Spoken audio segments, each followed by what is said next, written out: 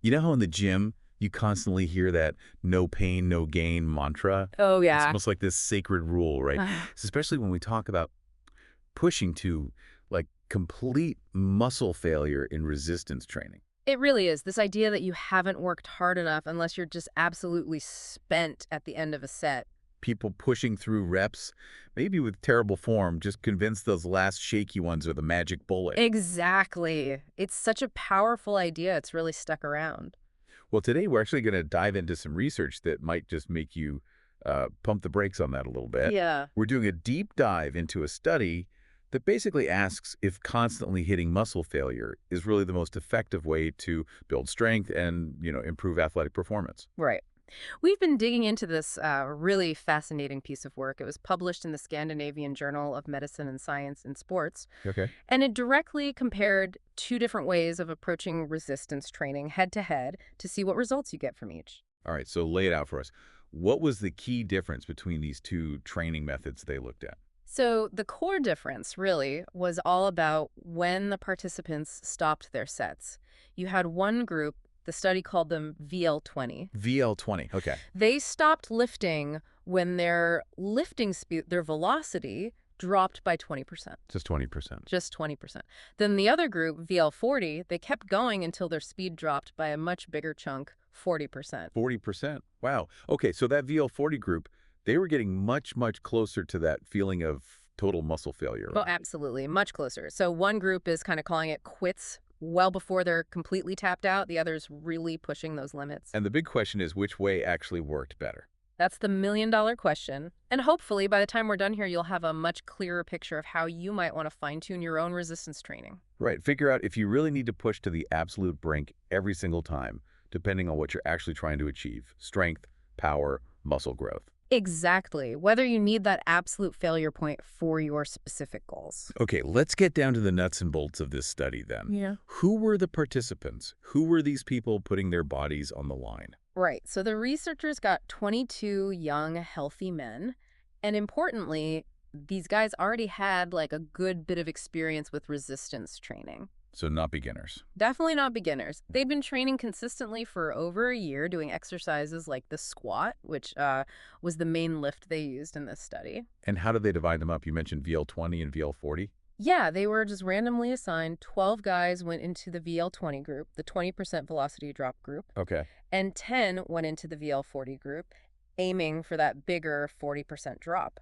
It's worth noting, two guys in that VL40 group did drop out during this study. Oh, anything to do with the training itself. No, apparently not. The paper said it was for reasons unrelated to the training, like a minor injury from something else or maybe an illness that just sidelined them for a bit.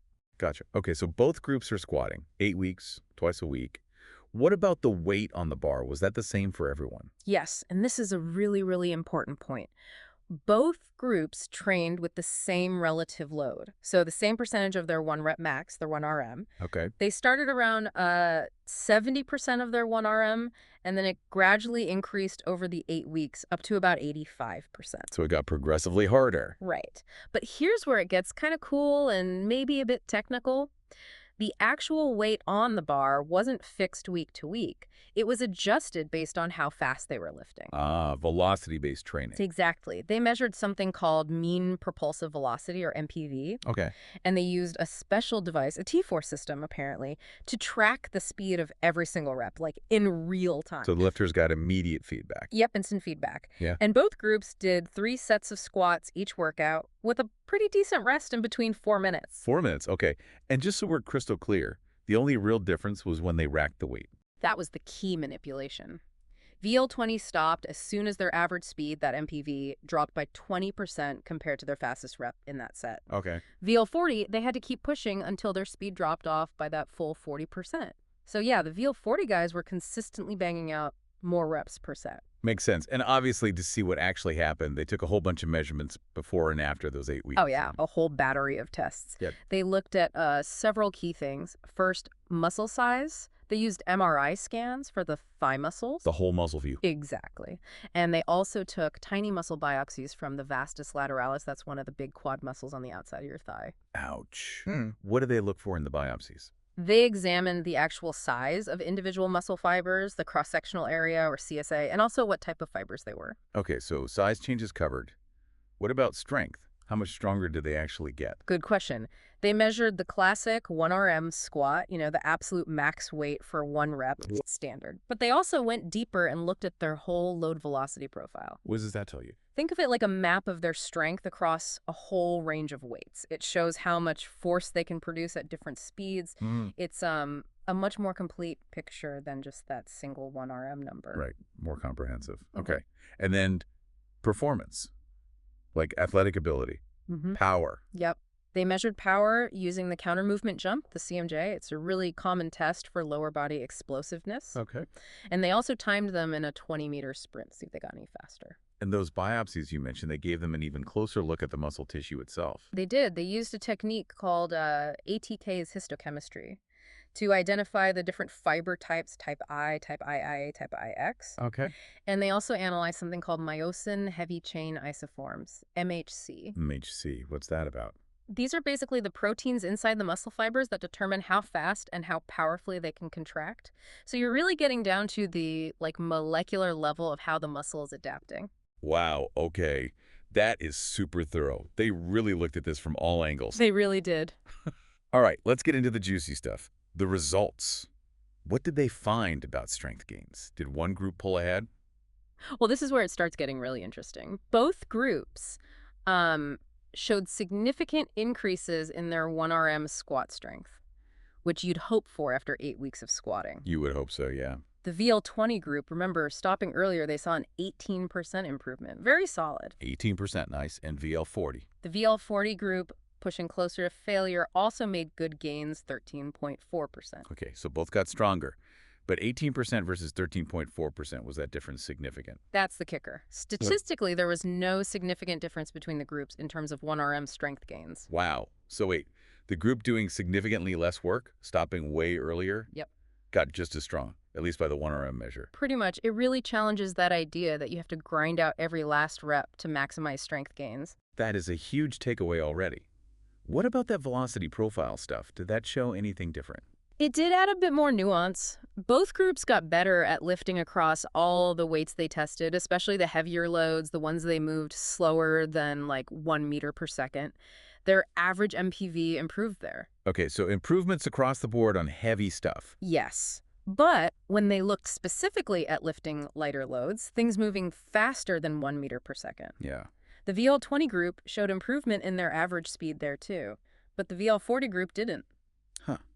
So the group that stopped earlier actually got better at moving lighter weights quickly, while the group pushing to near failure didn't see that same benefit.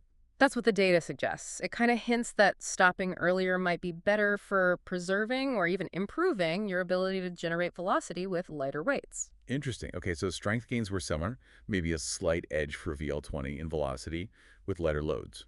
What about power and athletic performance, the jumps and sprints? Now, this is where we see a much clearer separation between the two groups. Uh-oh. Yeah. The VL20 group, again, stopping at 20% velocity loss, they had significantly greater improvements in their counter movement jump height, like a really impressive 9.5% increase. 9.5%, that's substantial for a jump test. And VL40. The VL40 group, they did improve slightly, about 3.5%, but that improvement wasn't actually statistically significant on its own, and it was definitely way less than the VL20 group. Wow, okay. Almost 3 times the improvement in jump height for the group doing less volume and stopping earlier. Exactly. Counterintuitive, right? Stopping the set sooner led to much better gains and explosive power. That's a major finding here. Absolutely huge. What about the sprints? Any difference there? Interestingly, no. When they looked at the 20-meter sprint times, neither group showed any significant changes after the 8 weeks. Okay, so the training didn't really translate to faster sprinting in this case for either group. Didn't seem to, no. At least not measurably in this study design. All right, let's shift gears to maybe the thing a lot of listeners are keen on. Muscle growth. Hypertrophy. Yeah. What happened there? Did pushing closer to failure build more muscle? Well, it's a bit mixed looking at the average size increase across all muscle fibers, that cross-sectional area. Yeah. Both groups actually saw pretty similar increases, around 10.5% growth on average. And this happened in both their type I, sort of endurance fibers, and their type 2, the power fibers. Okay. And they also both showed an increase in the overall volume, the total size of their quadriceps muscles when measured by MRI.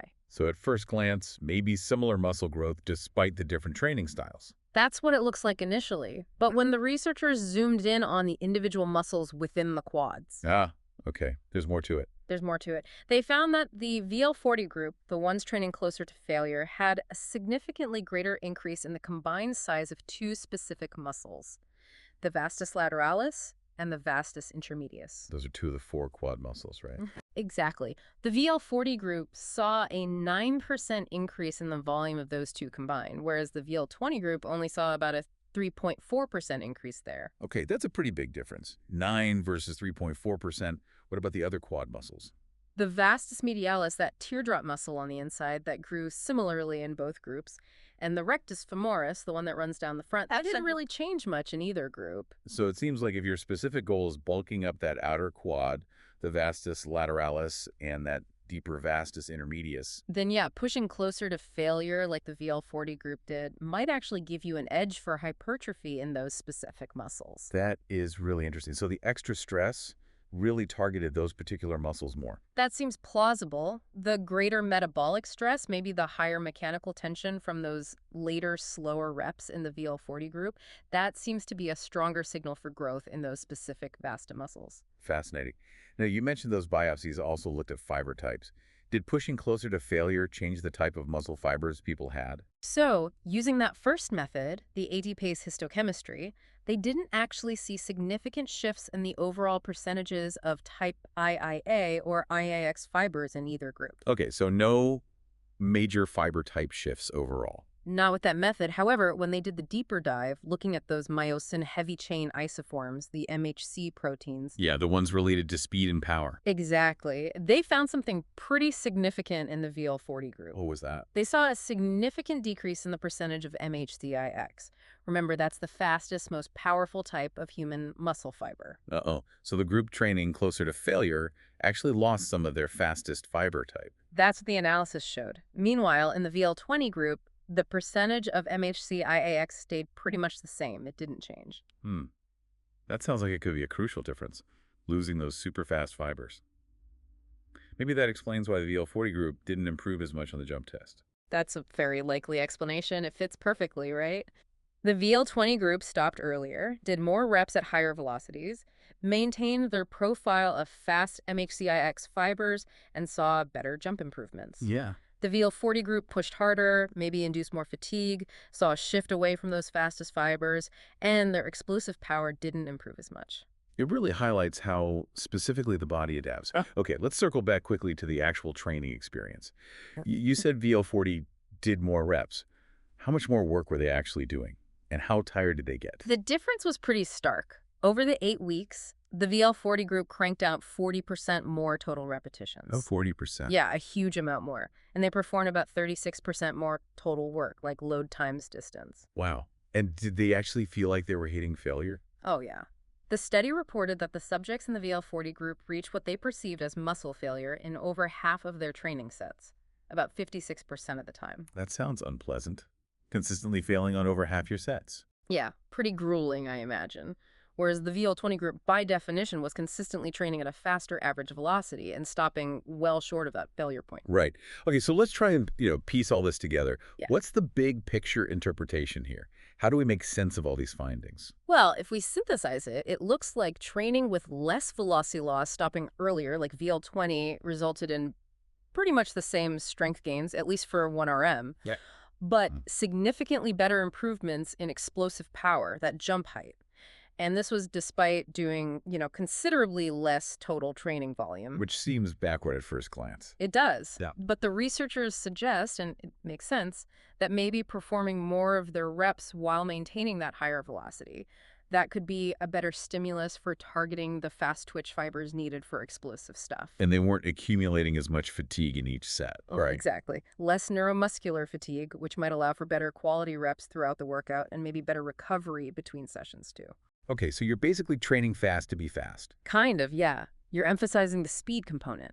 Now, on the flip side, the VL40 approach, pushing closer to failure, higher velocity loss, Yeah. that did seem to drive greater hypertrophy in some specific muscles, the vastus lateralis and intermedius. Right. But it came potentially at the cost of power development, possibly linked to that shift away from the fastest MHCI-AX muscle fibers. So more metabolic stress, more mechanical tension maybe, drives that localized growth. That seems to be the trade-off. The higher stress is likely the trigger for that extra hypertrophy in those specific muscles. But that decrease in the MHCIX, that fast fiber type, in the VL40 group really seems to be the likely culprit for why their jump performance didn't keep pace.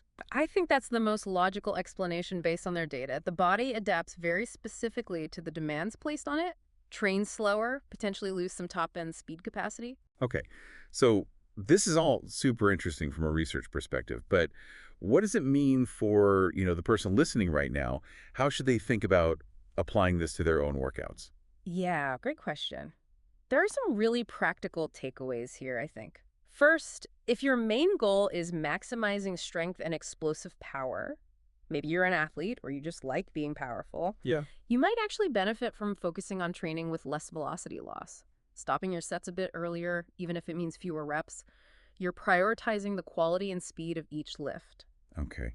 But what if someone's primary goal is just getting bigger muscles? That hypertrophy aspect, especially for the quads. Right. If hypertrophy is the main driver, particularly for those outer and deeper quad muscles we talked about, then training closer to failure, accepting that higher velocity loss like the VL40 group, that could actually be more effective for stimulating growth in those areas. But you have to be aware of the potential downside for power. Right. Absolutely. You need to weigh the pros and cons based on your priorities.